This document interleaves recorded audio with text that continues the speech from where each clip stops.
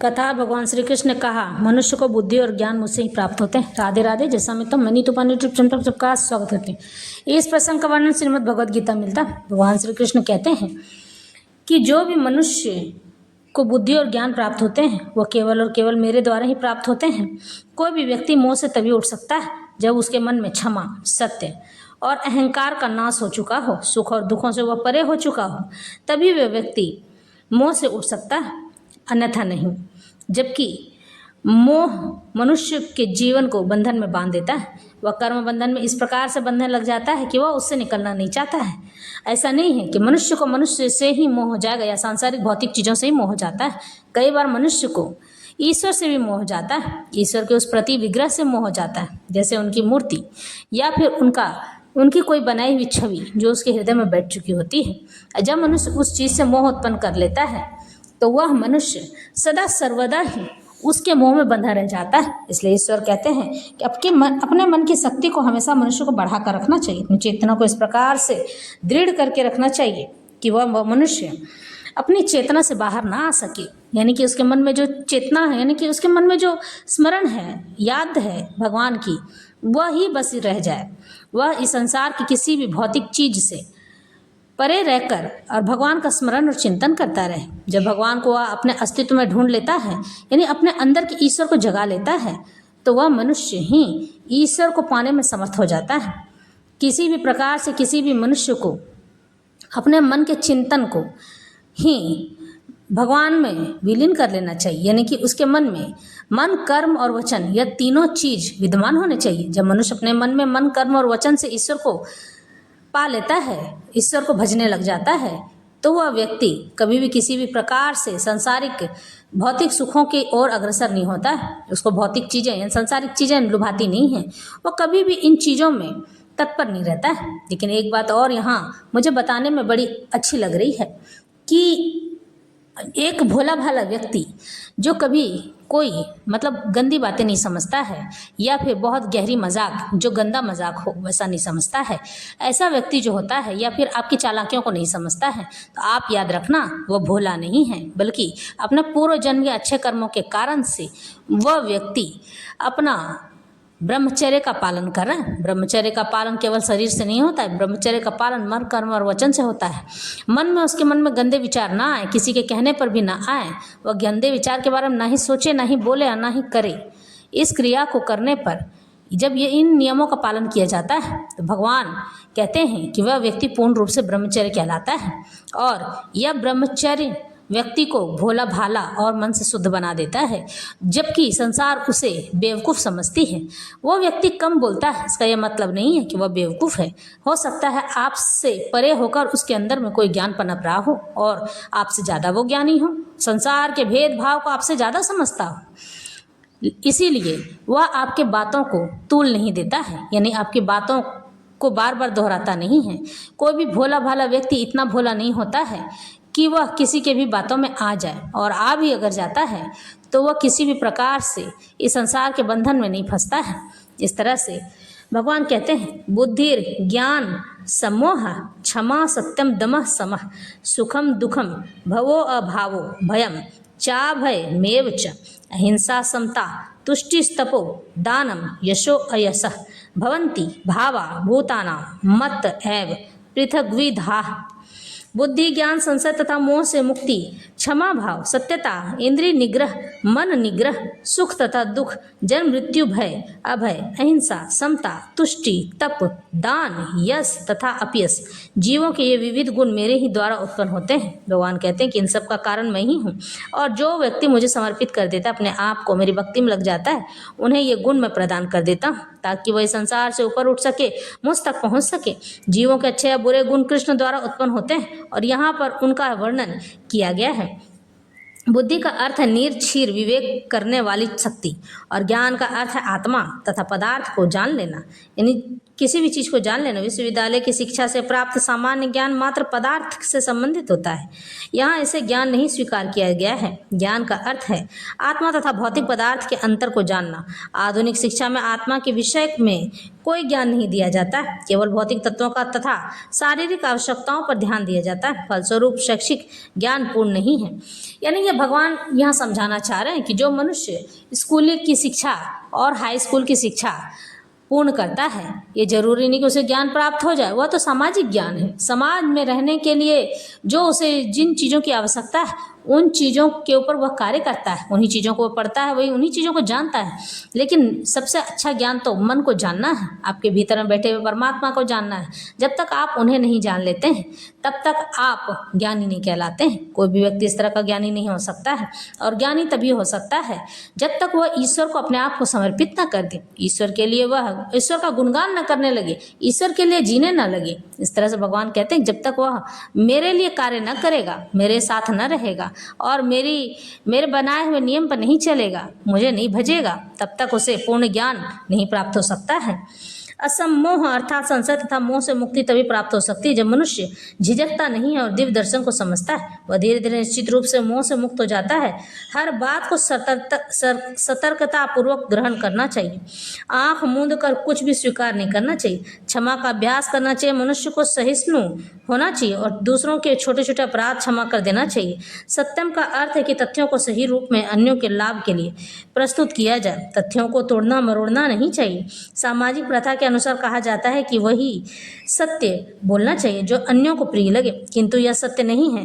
सत्य को सही रूप में बोलना चाहिए जिससे दूसरे लोग समझ सकें सच्चाई क्या है। यदि कोई मनुष्य चोर है और यदि लोगों को सावधान कर दिया जाए कि अमुक व्यक्ति चोर है तो यह सत्य है। यद्यपि सत्य कभी कभी अप्रिय होता है, किंतु सत्य कहने में संकोच नहीं करना चाहिए। सत्य की मांग है कि तथ्यों को यथारूप में लोकहित के लिए प्रस्तुत किया जाए। यही सत्य की परिभाषा है। भगवान कहते हैं कि मनुष्य को ऐसा होना चाहिए कि सच को सच और झूठ को झूठ कह सके। उसके अंदर में कभी भी इस तरह की भावना नहीं आनी चाहिए कि मैं वैसा ही सच कहूँ जैसा सामने वाला चाहता है। नहीं, आजकल के पंडित भी वैसा ही करते हैं। यजमान को प्रसन्न करने के लिए उन्हीं बातों को कहते हैं जो बातें यजमान को प्रिय होती हैं। यजमान अगर कहता है, यानी पूजा कराने वाला व्यक्ति कहता है कि पंडित जी जल्दी कीजिएगा, थोड़ा शॉर्टकट में निपटा दीजिएगा, तो पंडित यह कह भी नहीं पाते हैं कि शॉर्टकट क्या होता है बाबू, छोटे तौर पर पूजा नहीं होती, पूजा तो लंबी ही चलेगी, क्योंकि भगवान को बुलाना है, भगवान को प्रसन्न करना है। जब ईश्वर को आप प्रसन्न करने के लिए लग जाते हैं तो उसके लिए समय का ध्यान रखना कोई अनिवार्य नहीं है। ये बात बस ध्यान रखिए कि उनका पूजा आरंभ सही समय पर होना चाहिए। ख़त्म कब होता है ये मायने नहीं रखता है। आप एक ही समय पर पूजा कीजिए। अगर आप नियमित उस समय को बांध लेते हैं, उस समय पर निश्चित हो जाते हैं, तो ईश्वर भी आपकी प्रतीक्षा में लगे रहते हैं और अपनी पूजा अर्चना करवाने के लिए वो आपके पास निश्चित तौर पर रहते हैं। इस तरह से भगवान कहते हैं दमक का अर्थ है कि इंद्रियों को व्यर्थ के विषय भोग में न लगाया जाए। इंद्रियों की समुचित आवश्यकताओं की पूर्ति का निषेध नहीं है, किंतु अनावश्यक इंद्रिय भोग आध्यात्मिक उन्नति में बाधक होता है। फलतः इंद्रियों के अनावश्यक उपयोग पर नियंत्रण रखना चाहिए। इसी प्रकार मन पर भी अनावश्यक विचारों के यानी कि बेकार की बातों पर विरुद्ध संयम रखना चाहिए। इसे सम कहते हैं। मनुष्य को चाहिए कि धन अर्जन के चिंतन में ही सारा समय न गवाए। यह चिंतन शक्ति का दुरुपयोग है। मन का उपयोग मनुष्यों की मूल आवश्यकताओं को समझने के लिए किया जाता है। उसे ही प्रमाण पूर्वक प्रस्तुत करना चाहिए। शास्त्र मर्मज्ञों, साधु पुरुषों, गुरुओं तथा महान विचारकों की संगति में रहकर विचार शक्ति का विकास करना चाहिए। जिस प्रकार से कृष्ण भक्ति के आध्यात्मिक ज्ञान के अनुशीलन में सुविधा हो वही सुखम है, इसी प्रकार दुखम वह है जिससे कृष्ण भक्ति के अनुशीलन में असुविधा हो। जो कुछ कृष्ण भक्ति के विकास के अनुकूल हो उसे स्वीकार करे और जो प्रतिकूल हो उसका परित्याग करे। भव अर्थात जन्म का संबंध शरीर से है। जहाँ तक आत्मा का प्रश्न है वह न तो उत्पन्न होता है न मरता है। इसकी व्याख्या हम भगवद गीता के प्रारंभ में ही कर चुके हैं। जन्म तथा मृत्यु का संबंध इस भौतिक जगत में शरीर धारण करने से है। भय तो भविष्य की चिंता से अद्भुत है। कृष्णा भक्ति में रहने वाला व्यक्ति कभी भयभीत नहीं होता है, क्योंकि वह अपने कर्मों के द्वारा भगवत धाम को वापस जाने के प्रति आश्वस्त रहता है, फलस्वरूप उसका भविष्य उज्जवल होता है। किंतु अन्य लोग अपने भविष्य के विषय में भी कुछ नहीं जानते हैं, उन्हें इसका कोई ज्ञान नहीं होता है कि अगले जीवन में क्या होगा। फलस्वरूप वे निरंतर चिंताग्रस्त रहते हैं। यदि हम चिंता मुक्त होना चाहते हैं तो सर्वोत्तम उपाय यह है कि हम कृष्ण को जाने तथा कृष्ण भक्ति में निरंतर स्थित रहें। इस प्रकार हम समस्त भय से मुक्त रहेंगे। श्रीमद् भागवत में कहा गया है, भयम द्वितीया भीनिवेशतः स्यात्। भय तो हमारे मायापाश में फंस जाने से उत्पन्न होता है, किंतु जो माया के जाल से मुक्त है, जो आश्वस्त है कि वे शरीर नहीं अपितु भगवान के आध्यात्मिक अंश हैं और जो भगवत भक्ति में लगे हुए हैं, उन्हें कोई भय नहीं रहता है, उनका भविष्य अत्यंत उज्ज्वल है। यह भय तो उन व्यक्तियों की अवस्था जो कृष्ण भक्ति में नहीं है। अब यम तभी संभव है जब कृष्ण भक्ति में रहा जाए। अहिंसा का अर्थ होता है कि अन्यों को कष्ट न पहुंचाया जाए। जो भौतिक कार्य अनेक राजनीतिज्ञों, समाजशास्त्रियों, परोपकारियों आदि द्वारा किए जाते हैं, उनके परिणाम अच्छे नहीं निकलते हैं, क्योंकि राजनीतिज्ञों तथा परोपकारियों में दिव्य दृष्टि नहीं होती है। वे यह नहीं जानते कि वास्तव में मानव समाज के लिए क्या लाभप्रद है। अहिंसा का अर्थ है कि मनुष्य को इस प्रकार से प्रशिक्षित किया जाए कि इस मानव देह का पूरा उपयोग हो सके। मानव देह आत्म साक्षात्कार के हेतु मिलती है, अतः ऐसी कोई संस्था या संघ जिससे उद्देश्य की पूर्ति में प्रोत्साहन न हो, मानव देह के प्रति हिंसा करने वाला है, जिससे मनुष्यों के भावी आध्यात्मिक सुख में वृद्धि हो, वही अहिंसा है। समता से राग द्वेष से मुक्ति उद्घोषित होती है।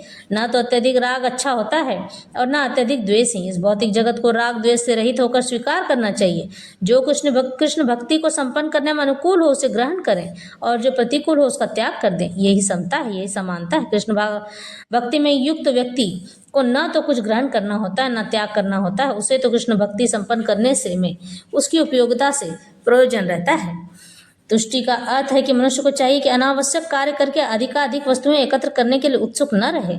उसे तो ईश्वर की कृपा से प्राप्त हो जाए, उसी से प्रसन्न रहना चाहिए। यही तुष्टि है, यानी कि जिस कार्य में आपको प्रसन्नता मिलती है बस उतना ही कार्य करना चाहिए। यानी कि धन को इकट्ठा करने में अपना मन ना लगाएं, उसमें संपूर्णता ना दिखाएं। तपस का अर्थ है तपस्या। तपस के अंतर्गत वेदों में वर्णित अनेक विधानों का पालन करना होता है तथा प्रातः काल उठना और स्नान करना होता है। कभी कभी प्रातः काल उठना अति कष्टकारक होता है, किंतु इस प्रकार स्वेच्छा से जो भी कष्ट सहे जाते हैं वे तपस या तपस्या कहलाते हैं। इसी प्रकार मास के कुछ विशेष दिनों में उपवास रखने का भी विधान है। हो सकता है कि इन उपवासों को करने की इच्छा ना हो, किंतु कृष्ण भक्ति के विज्ञान में प्रगति करने के संकल्प के कारण उसे ऐसे शारीरिक कष्ट उठाने होते हैं, किंतु उसे व्यर्थ ही अथवा वैदिक आदेशों के प्रतिकूल उपवास करने की आवश्यकता नहीं है। उसे किसी राजनीतिक उद्देश्य से उपवास नहीं करना चाहिए। भगवद गीता में इसे तामसी उपवास कहा जाता है तथा किसी भी ऐसे कार्य से जो तमोगुण या रजोगुण में किया जाता है आध्यात्मिक उन्नति नहीं होती है, किंतु सतोगुण में रहकर जो भी कार्य किया जाता है वह समुन्नत बनाने वाला है। अतः वैदिक आदेशों के अनुसार किया गया उपवास आध्यात्मिक ज्ञान को समुन्नत बनाता है। जहाँ तक दान का संबंध है, मनुष्य को चाहिए कि अपनी आय का 50% किसी शुभ कार्य में लगाए। और यह शुभ कार्य है क्या? यह है कृष्ण भक्ति में किया गया कार्य। ऐसा कार्य शुभ ही नहीं अपितु सर्वोत्तम होता है। चूंकि कृष्ण अच्छे हैं इसलिए उनका कार्य निमित्त भी अच्छा है। अतः दान उसे दिया जाए जो कृष्ण भक्ति में लगा हो। वेदों के अनुसार ब्राह्मणों को दान दिया जाना चाहिए। यह प्रथा आज भी चालू है, यद्यपि इसका स्वरूप यह नहीं है जैसा कि वेदों का उपदेश है, फिर भी आदेश यही है कि दान ब्राह्मणों को दिया जाए। वह क्यों? क्योंकि वे आध्यात्मिक ज्ञान के अनुशीलन में लगे रहते हैं। ब्राह्मण से यह आशा की जाती है कि वह सारा जीवन ब्रह्म जिज्ञासा में लगा रहे। ब्रह्म जनातिथि ब्राह्मण, जो ब्रह्म को जाने वही ब्राह्मण है। इसलिए दान ब्राह्मणों को दिया जाता है क्योंकि वे सदैव आध्यात्मिक कार्य में रत रहते हैं और उन्होंने जीविकोपार्जन के लिए समय नहीं मिल पाता।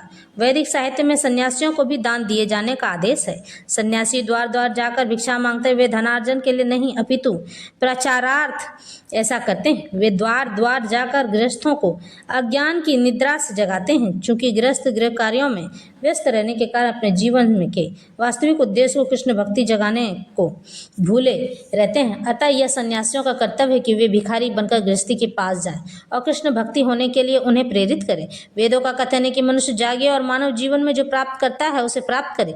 सन्यासियों द्वारा यह ज्ञान तथा विधि वितरित की जाती है। अतः सन्यासी को ब्राह्मणों तथा इसी प्रकार के उत्तम कार्यों के लिए दान देना चाहिए। किसी सनक के कारण नहीं। यशस भगवान चैतन्य के अनुसार होना चाहिए। उनका कथन है कि मनुष्य तभी प्रसिद्धि यश प्राप्त कर सकता है जब वह महान भक्त के रूप में जाना जाता हो। यही वास्तविक यश है। यदि कोई कृष्ण भक्ति में महान बनता है और विख्यात होता है तो वही वास्तव में प्रसिद्ध है। जिसे ऐसा यश प्राप्त न हो वह अप्रसिद्ध है। ये सारे गुण संसार भर में मानव समाज में तथा देव समाज में प्रकट होते हैं। अन्य लोकों में विभिन्न तरह के मानव और ये गुण उनमें भी होते हैं। तो जो व्यक्ति कृष्ण भक्ति में प्रगति करना चाहता है उसमें कृष्ण के सारे गुण उत्पन्न कर देते हैं, किंतु मनुष्य को तो उन्हें अपने अंतर में विकसित करना होता है। जो व्यक्ति भगवान की सेवा में लग जाता है वह भगवान की योजना के अनुसार इन सारे गुणों को विकसित कर लेता है। हम जो कुछ भी अच्छा या बुरा देखते हैं उसका मूल श्री कृष्ण है। इस संसार में कोई भी ऐसी वस्तु नहीं जो श्री कृष्ण की स्थिति न हो। यही ज्ञान है। यद्यपि हम जानते हैं कि वस्तुएं भिन्न रूप में स्थित रहती हैं, किंतु हमें यह अनुभव करना चाहिए कि सारी वस्तुएं कृष्ण से ही उत्पन्न होती हैं और कृष्ण से ही उत्पन्न होकर उस पर जाकर समाप्त हो जाती है। इस तरह से भगवद गीता का सार समाप्त होता है। और आज हम बात करेंगे कि श्री कृष्ण को नारद जी को दान कर दिया सत्यभामा में। हमारे दीनदयाल दीनानाथ श्री कृष्ण की लीला बड़ी न्यारी है। जहाँ सत्यभामा की जिद तो पूरी कर दी पारिजात वृक्ष को पृथ्वी पर लाकर अलकापुरी से, लेकिन असली परीक्षा तो बाकी थी, तुलादान की। जहाँ सत्यभामा ने गलती से देवर्षि नारद मुनि को श्री कृष्ण को दान कर दिया और फिर उसके अहंकार को चूर चूर करने का सारा कार्य तुलादान में हुआ। भगवान श्री कृष्ण कहते हैं कि कोई भी चीज अगर मुझसे तुमने जिद से ली है तो वह जिद तो मैं पूरी कर दूंगा, क्योंकि मैं तुमसे प्रेम करता हूँ और लेकिन मैं तुम्हें कभी भी अहंकार में नहीं देखना चाहता हूँ। इसलिए तुम्हारे अहंकार को तोड़ने के लिए मैं किसी भी प्रकार से किसी भी तरह से तत्पर हूँ। इस तरह से भगवान कहते हैं। वैशंपायन जी कहते हैं, नरेश्वर तदंतर देवकी नंदन महामनस्वी श्री कृष्ण बिल्वोदेकेश्वर को देव को प्रणाम कर अपने श्रेष्ठ रथ पर चढ़कर पुष्कर क्षेत्र में युद्ध करने के लिए पहुंच गए थे। पुष्कर के निकट पहुंचकर रथ पर बैठे मधुसूदन ने देवताओं द्वारा सत्कृत महेंद्र का युद्ध के लिए आवाहन किया। तब देवराज इंद्रपुत्र जयंत सहित घोड़ों से जुट गए, उत्तम रथ पर चढ़कर युद्ध क्षेत्र में आ गए। उसके बाद उस पारिजात वृक्ष के लिए उन दोनों में पुनः युद्ध होने लगा। श्री कृष्ण अपने पैने और सीधे बाणों द्वारा देवराज इंद्र के सैनिकों का संहार करने लगे। राजन, वे दोनों शक्तिशाली होते हुए वे एक दूसरे पर सीधे प्रहार नहीं कर रहे थे। इस प्रकार जब युद्ध बढ़ता ही जा रहा था तब ब्रह्मा जी ने मुनि कश्यप से कहा, सुव्रत तुम बहु अदिति के साथ जाकर इन दोनों को युद्ध करने से रोको। ब्रह्मा जी की आज्ञा से कश्यप सहित अदिति रथ पर बैठकर उन दोनों के बीच खड़े हो गए। माता अदिति और पिता कश्यप को बीच में खड़े देखकर जनार्दन और देवेंद्र रथ से नीचे उतर आया और अपने अस्त्र शस्त्र पृथ्वी पर रखकर उन्हें प्रणाम किया। तब अदिति ने दोनों को हाथों से पकड़कर कहा, एक ही माता के गर्भ से उत्पन्न तुम दोनों सौतेले भाइयों की भांति एक दूसरे को जान के दुश्मन क्यों बन रहे हो? एक छोटी सी बात के लिए तुम दोनों में इतना भयंकर युद्ध छिड़ गया है। तुम दोनों मेरे पुत्र हो, अतः तुम्हें यह युद्ध करना शोभा नहीं देता है। यदि तुम दोनों को मेरी बात सुननी है और अपने पिता की आज्ञा का पालन करना चाहते हो तो दोनों हथियार डालकर मेरे सामने खड़े हो जाओ और जैसा मैं कहती हूँ वैसा ही करो। यह सुनकर इंद्र और श्री कृष्ण दोनों माता का कहा मानकर स्नान करने की इच्छा से गंगा तट पर गए। तब इंद्र श्री कृष्ण से कहने लगे, हे मधुसूदन, समस्त संसार की सृष्टि करने वाले प्रभु, तुमने ही मुझे त्रिलोकी के राज्य पर स्थापित किया है, फिर क्यों अपने भाई को बड़ा मानने के लिए तैयार नहीं हो? किस कारणवश तुम मेरी जीवन ज्योति सदा के लिए बुझाना चाहते हो? क्योंकि तुम मुझे अपमानित कर रहे हो। राजन, तत्पश्चात वे दोनों माता अदिति और पिता कश्यप के पास चले आए। जिस स्थान पर इंद्र और श्री कृष्ण का मिलन संगम हुआ था उस देश को मुनि लोग प्रिय संगमन के नाम से पुकारने लगे। जन्मेजय, तत्पश्चात श्री कृष्ण उस स्थान पर धर्मचारियों सहित देवगणों के सामने देवराज इंद्र को अभय दान दिया। फिर सभी देवता अपने अनुरूप उत्तम समृद्धि से युक्त अपने अपने विमानों द्वारा स्वर्गलोक को चले गए। श्री कृष्ण, इंद्र, कश्यप और अदिति ये चारों एक ही विमान द्वारा स्वर्गलोक को चले गए। जन्मेजय, उस रमणीय इंद्र भवन अमरावती में पहुंचकर वे सब एक ही स्थान पर आनंद के साथ ठहरे। देवी सची ने जगत कल्याण करने वाले मुनि कश्यप और माता अदिति की सेवा की। उसके बाद रात्रि के व्यतीत हो जाने पर इसके पश्चात यदुनंदन श्री कृष्ण ने द्वारकापुरी में प्रवेश कर माता देवकी की पिता वसुदेव की चरण वंदना की। तत्पश्चात क्रमनासुर राजा उग्रसेन भ्राता बलराम यादवों के माननीय देवोपम पुरुषों से मिलकर उनका यथोचित सत्कार किया। तत्पश्चात आदि और अंत से रहित श्री कृष्ण अपने भवन में चले गए। फिर उन मधुसूदन ने पारिजात वृक्ष को लेकर सत्यभामा के कक्ष में प्रवेश किया। देवी सत्यभामा श्री कृष्ण भगवान का पूजन कर उस दिव्य पारिजात वृक्ष को हर्षित होकर ग्रहण किया। राजन, उस पारिजात की यह विशेषता थी कि वह कभी तो बड़ा होकर पूरी द्वारकापुरी को आच्छादित कर सकता था और कभी हाथ पर धारण करने से मात्र अंगूठे के आकार का ही हो जाता था। इस प्रकार पारिजात वृक्ष के आ जाने पर सत्यभामा ने मनोवांछित पुण्यक व्रत का सामान एकत्र करना प्रारंभ कर दिया। जम्बू द्वीपों में जो भी पुण्यक व्रत के योग्य पदार्थ थे, उन सभी पदार्थों को एकत्र करने में श्री कृष्ण सत्यभामा की सहायता करने लगे। तत्पश्चात पुण्यक व्रत में किए जाने वाले दान और आचरण के विषय में जानकर श्री कृष्ण ने दान को ग्रहण करने वाले देवर्षि नारद का स्मरण किया। वैशंपायन जिनका हे कुरुनंदन जन्मेजय, इस प्रकार श्री कृष्ण के ध्यान करते ही ब्रह्मपुत्र देवर्षि नारद जी वहां आ पहुंचे। वसुदेव नंदन श्री कृष्ण ने विधिवत पूजा करके दान लेने के लिए उन्हें भक्ति भाव से निमंत्रित किया। तदंतर भोजन के समय स्नान कर देवर्षि नारद वहां पहुंचे। तदुपरांत महामुनि नारद का गंध पुष्प माला आदि से विधि पूर्वक पूजन कर उन्हें भोजन करने के लिए बैठा गया। श्री कृष्ण ने सत्यभामा के साथ नारद जी को सभी प्रकार के प्रिय लगने वाले व्यंजनों का भोजन कराया। तदुपरांत सौभाग्यवती सत्यभामा ने पुष्पों की माला श्री कृष्ण के कंठ में पहनाकर उन्हें पारिजात वृक्ष के साथ बांध दिया और फिर सत्यभामा ने जल के द्वारा संकल्प करके सबका नारद जी को दान कर दिया। श्री कृष्ण के साथ सत्यभामा ने सहस्त्र गौवें और चांदी, मणि, रत्न और सुवर्ण मिश्रित पर्वत का भी दान कर दिया। उसके अलावा तिल मिश्रित अन्य धान्यों से युक्त अन्न राशि का दान भी किया। भोजन और दान ग्रहण करने के पश्चात नारद जी ने श्री कृष्ण से कहा, प्रभो, देवी सत्यभामा द्वारा दान करने के पश्चात अब आप मेरे हो गए हैं, अतः अब मैं जैसा आपसे कहूँगा वैसा ही आप उसका पालन करें। कृष्ण कहा, हे देवर्षि, आप मेरे स्वामी हैं और मैं आपका दास हूँ और दास को स्वामी की आज्ञा का पालन करना ही चाहिए।